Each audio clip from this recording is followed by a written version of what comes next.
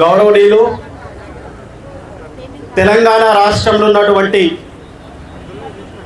దాదాపు 10 సంవత్సరాల నుంచి రెడ్ల ఆరాటాల కోసం, పోరాటాల కోసం, రెడ్ల ఐక్యత కోసం, అస్తిత్వం కోసం, రెడ్డి జాతి నిలబెట్టాలని పోరాటం చేస్తున్నటువంటి రెడ్డి సంఘ నాయకులందరికీ కూడా పేరు పేరిన కృతజ్ఞతలు. ఈరోజు జాతి అస్తిత్వాన్ని నిలబెట్టాలని, మన జాతిని మనం కాపాడుకోవాలని ఈ కార్యక్రమానికి చేసినటువంటి ప్రతి రెడ్డి బిడ్డకు, రెడ్డి సోదరునికి, సోదరి మనకి చేతులెత్తి శిరస్సు వంచి మీ అందరూ కూడా నమస్కారాలు తెలియజేస్తూ ఉన్నాం. గౌరవ పెద్దలారా, ఈ వేదిక మీద ఉన్నవాళ్ళు, ఆ చివర ఉన్నవాళ్ళు కూడా మనందరిలో సమానమే. మనందరం కూడా మన జాతి ఐక్యత కోసం, అస్తిత్వం కోసం, మన జాతి మనుగడ కోసం కొట్లాడుతున్నటువంటి వ్యక్తులం. మీరందరూ చూసిరు, 2 నెలల నుంచి ఈ రాష్ట్రంలో ఆందోళన, రెడ్డి సంఘాల నాయకుల మనసులలో భయం భయం, బాధ బాధ. మీ అందరు తెలుసు ఏం జరిగిందో 2 నెలల నుంచి. ఈరోజు ఏదైతే మనం కోల్పోతున్నామో, ఏ హక్కుల కోసమైతే మనం పోరాడదామనుకుంటున్నామో, 70 సంవత్సరాలు ఈ భారతదేశానికి స్వాతంత్రం వచ్చి, కానీ ఏనాడు కూడా మన హక్కుల కోసం మనం కొట్లాడలే. రాజ్యాంగబద్ధంగా రావాల్సిన హక్కులు ఏందో మనకు రెడ్డి సంఘ నాయకులకు తెలియదు, రెడ్డి సోదరులకు తెలియదు. సంక్షేమ పథకాల్లో వాటా ఎప్పుడు కూడా మనం అడగలే. కానీ ఇక ఈ 2 నెలల్లో అసలు మనం కావాల్సిందేంది, మనకు రావాల్సిందేంది, మనం ఏ వాటా కోసం కొట్లాడాలి, దేనికోసం కొట్లాడాలి, జాతి ఏం నష్టపోయి ఇన్నాళ్ళు మనం నష్టపోయే ఉన్నాం, ఈ నష్టాన్ని మనం ఎట్లా పూడ్చుకుందామనే ఈరోజు ఈ కార్యక్రమాన్ని మనం చేయడం జరిగింది. ఈడబ్ల్యూఎస్ ఇలా 10% రిజర్వేషన్ వచ్చిందని చాలామంది మాట్లాడుతూ ఉన్నారు. మీ అందరికీ తెలుసు, 2019లో కేంద్ర ప్రభుత్వం ఈడబ్ల్యూఎస్ 10% రిజర్వేషన్ ఇస్తే ఆనాటి ముఖ్యమంత్రి 2 సంవత్సరాల పాటు ఈడబ్ల్యూఎస్ ఈ రాష్ట్రంలో అమలు కాలేదు. ఆనాడు కూడా ఇదే ధర్నా చౌక్లో మేము ఈడబ్ల్యూఎస్ ఖచ్చితంగా ఇవ్వాలని కొట్లాడినాం. అదేవిధంగా ఆనాడు దుబ్బాక ఉప ఎన్నికలు వస్తే నేనే స్వయంగా దుబ్బాక ఎన్నికల ప్రభుత్వాన్ని నిలదీయడానికి నేను పోటీ చేయడం జరిగింది. మాకెందుకు ఈడబ్ల్యూఎస్ రిజర్వేషన్ అమలు చేయరు, మాలో ఉన్నటువంటి పేదలకు నష్టం జరుగుతూ ఉంటే ఈ ప్రభుత్వాలు, ఈ రాజకీయ నాయకులు ఎందుకు చూస్తూ ఉన్నారని ఆనాడు ప్రశ్నించడం జరిగింది. మీరు చూసిరు, గత 2 నెలల క్రితం మేమందరం కూడా ఈడబ్ల్యూఎస్ కమిషన్ ఏర్పాటు చేయాలని చెప్పి ఏదైతే భారత ప్రభుత్వం ఈ దేశ రాజధాని ఉందో ఆ ఢిల్లీలో కూడా జంతర్ మంతర్ వద్ద ఈడబ్ల్యూఎస్ కమిషన్ ఏర్పాటు చేయాలని చెప్పి ధర్నా కూడా నిర్వహించడం జరిగింది. మొన్ననే కొంతమంది అనుకున్నాం, సంతోష్ రెడ్డి అని ఉన్నాడు, కాచం సత్యనారాయణ గారు ఉన్నారు, మరోసారి ఢిల్లీలో ఇక్కడి నుంచి ట్రైన్ తీసుకుపోయి ట్రైన్ మంది తరలించి ఈడబ్ల్యూఎస్ కమిషన్ గురించి మనం కొట్లాడాలని కార్యక్రమం చేయాలని కూడా ఆలోచన చేయడం జరిగింది. ఆలోని కార్యక్రమం పెట్టినాం. ఈరోజు ముఖ్యంగా మనందరం కూడా గమనించాల్సింది, మన గ్రామాలలో ఎవరైతే విద్యార్థులు ఉన్నారో 10వ క్లాస్ అయిపోగానే మొట్టమొదటిసారిగా ఈడబ్ల్యూఎస్ సర్టిఫికేట్ తీసుకోవాలి. చాలామంది కూడా ఈడబ్ల్యూఎస్ సర్టిఫికేట్ ఎట్లా తీసుకుంటారు, మా ఎంఆర్ఓ ఇస్తలేడు అంటారు. మనం కూడా సంఘాలు పెట్టినాం. ఇలా చాలామంది సంఘాల లెటర్లు ఇస్తేనే వీడు మావాడు అని చెప్తేనే ఇలా ఎంఆర్ఓలు ఈడబ్ల్యూఎస్ సర్టిఫికేట్ ఇస్తారు. ఈ రాష్ట్రంలో ఎక్కడైనా ఏ ఎంఆర్ఓ అయినా కూడా ఇబ్బంది పెడితే మనందరం కూడా ముందుండి మన పిల్లలకి ఈడబ్ల్యూఎస్ సర్టిఫికేట్ ఇప్పించుకోవాలి. మనం ఈడబ్ల్యూఎస్ సర్టిఫికేట్లో నిర్లక్ష్యం వహిస్తూ ఉన్నాం. ఎందుకంటే ఎంఆర్ఓలు చాలా తెలుసు, కానీ ఈ వేదిక మీద కూడా మీకు నిజం చెప్పాలి. కొంతమంది ఎంఆర్ఓలు ఉంటారు, కావాలని వీళ్ళకి ఉద్యోగాలు వస్తున్నాయని, వీళ్ళకి అవకాశాలు వస్తున్నాయని చెప్పి ఇలా ఎంఆర్ఓలు కూడా సర్టిఫికేట్లు ఇవ్వకుండా నిర్లక్ష్యానికి గురి చేస్తూ ఉన్నారు. ఏమనంటే 8 లక్షల ఆదాయం దాటింది నీది 10 ఎకరాల పొలం ఉందంటారు. కేంద్ర ప్రభుత్వం, రాష్ట్ర ప్రభుత్వం తీసుకొచ్చినటువంటి జీవోలో స్పష్టంగా ఒక మాట ఉంది, తనకి ఎంత భూమి ఉన్నా కూడా 8 లక్షల రూపాయల లోపు ఆదాయం ఉంటే ఖచ్చితంగా ఈడబ్ల్యూఎస్ సర్టిఫికేట్ ఇవ్వాలి. కానీ కొంతమంది ఎంఆర్ఓలు కొరివి పెట్టడానికి, మన పిల్లల్ని ఇబ్బంది పెట్టడానికి ఇవి అటువైపు ప్రయత్నం చేస్తున్నారు. కాబట్టి ఈ రోజు నుంచే 10వ క్లాస్ పాస్ అయిన ప్రతి విద్యార్థికి మన బిడ్డ కాకుండా మన ఇంటి పక్క బిడ్డ అయినా కూడా, బిడ్డ నువ్వు ఎంఆర్ఓ ఆఫీస్కో ఈడబ్ల్యూఎస్ సర్టిఫికేట్ తీసుకోవాలి మనం చెప్పాల్సినటువంటి బాధ్యత ఈ కార్యక్రమానికి వచ్చినటువంటి ప్రతి ఒక్కరికి ఉంది. అదేవిధంగా ఇలా ఉపాధ్యాయుల వృత్తిలో ఈడబ్ల్యూఎస్ ఇలా టెట్ ఏదైతే పరీక్ష ఉందో ఆ పరీక్ష గురించి మీ అందరికీ తెలుసు.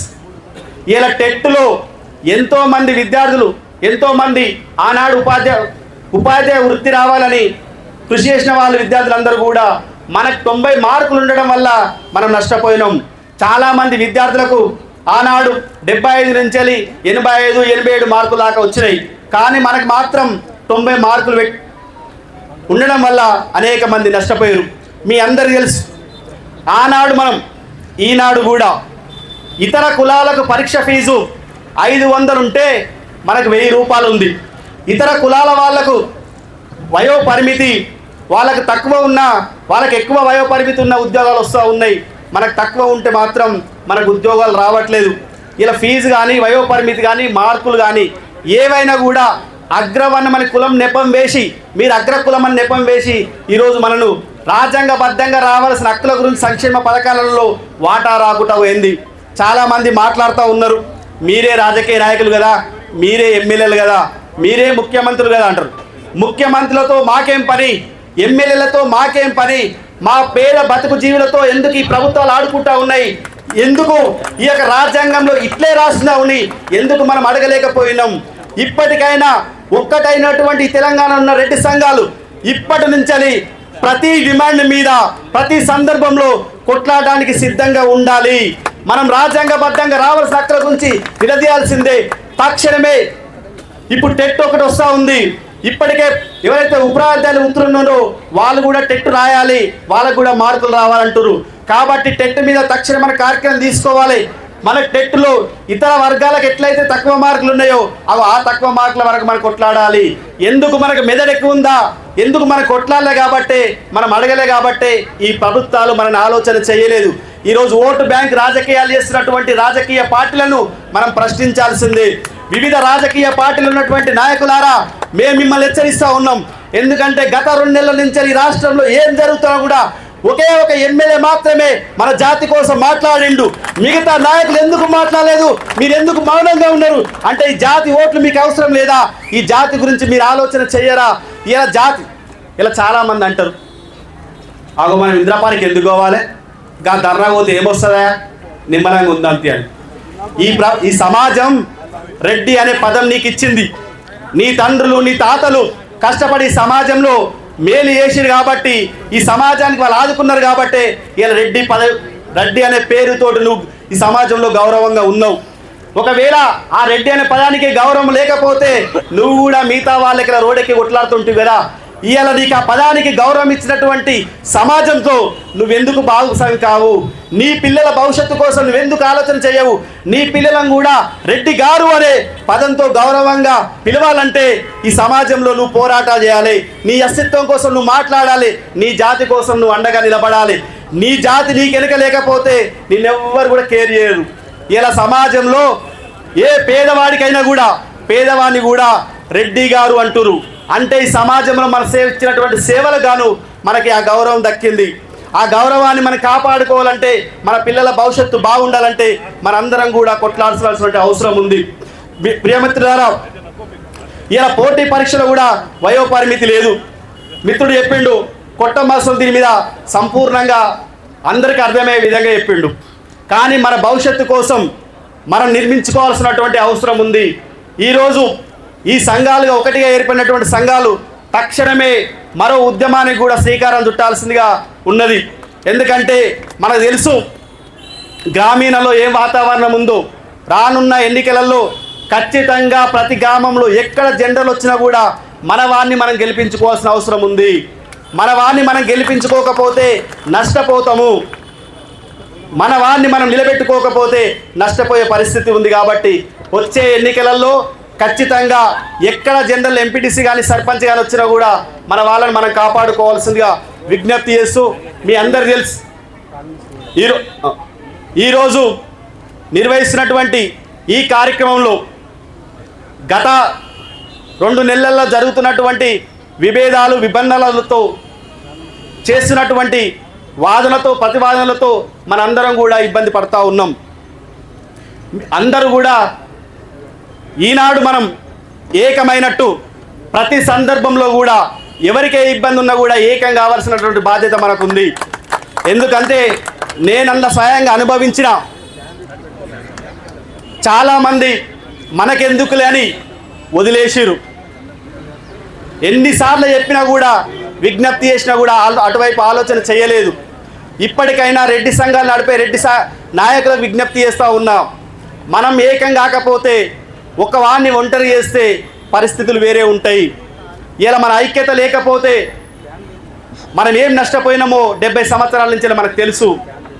ఈ రోజైనా మనం ఒకటై మన హక్కుల కోసం మనం కొట్లాడితేనే మనం ఉంటాం. నేను గత రవీంద్ర భారత్లో ఒక మాట చెప్పిన, ఎట్లయితే బీజేపీ పార్టీకి ఏబీవీపీ ఉందో, కాంగ్రెస్ పార్టీకి ఎన్ఎస్ఐ ఉందో, టీఆర్ఎస్ పార్టీకి విద్యార్థి విభాగం ఎట్లయితే ఉందో, రెడ్డి జాతికి రెడ్డి జాగృతి అండగా నిలబడుతుంది.